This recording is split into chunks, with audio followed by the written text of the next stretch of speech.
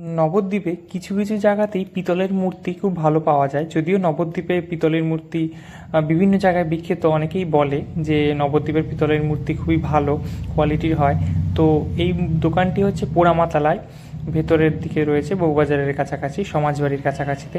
তো যারা কিনতে চান নবদ্বীপ থেকে, এই সমাজবাড়ির আশেপাশের দোকানগুলোতে খুঁজতে পারেন। এখানে প্রত্যেকটা দোকানেই কম বেশি মূর্তি পাওয়া যায়। তো আমরা গেছিলাম বেসিক্যালি লক্ষ্মীর মূর্তি দেখতে। তো একটা কাপড় পরানো দেখলাম, তারপরে এরকম একটি দেখলাম ছোট, সেটা আমার পছন্দ হয়নি। ওরা মা একটা নারায়ণেরও মূর্তি দেখছিল, তো ওটা যদিও নিইনি। আমরা বেসিক্যালি লক্ষ্মী ঠাকুরেরই মূর্তি নিতে গেছিলাম। তো এখানে বিভিন্ন ভ্যারাইটির, বিভিন্ন সাইজের পঞ্চতত্ত্ব রয়েছে, কৃষ্ণ সবই রয়েছে। তো অন্য একটা দোকানে আবার গেলাম। তো এইখানের কালেকশন এত বেশি, প্রচুর পরিমাণে। তো দেখতে পাচ্ছি সামনে একটা গৌরনীতাই। তো পুরো দোকান ভর্তি স্টক রয়েছে, গোপাল থেকে শুরু করে লাড্ডু গোপাল, মহাপ্রভু, জগন্নাথ, সব কিছুই পেয়ে যাবেন এই দোকানে। এমনকি ঠাকুরের পোশাক, এই ময়ূরপুচ্ছ এটা একটা নিয়েছি আমরা, এবং চামটও নিয়েছি। সব কিছু এখানে পেয়ে যাবেন। তো এই লক্ষ্মী ঠাকুরটা আমরা নিলাম। এই মহাপ্রভুটাও খুব সুন্দর লাগছে।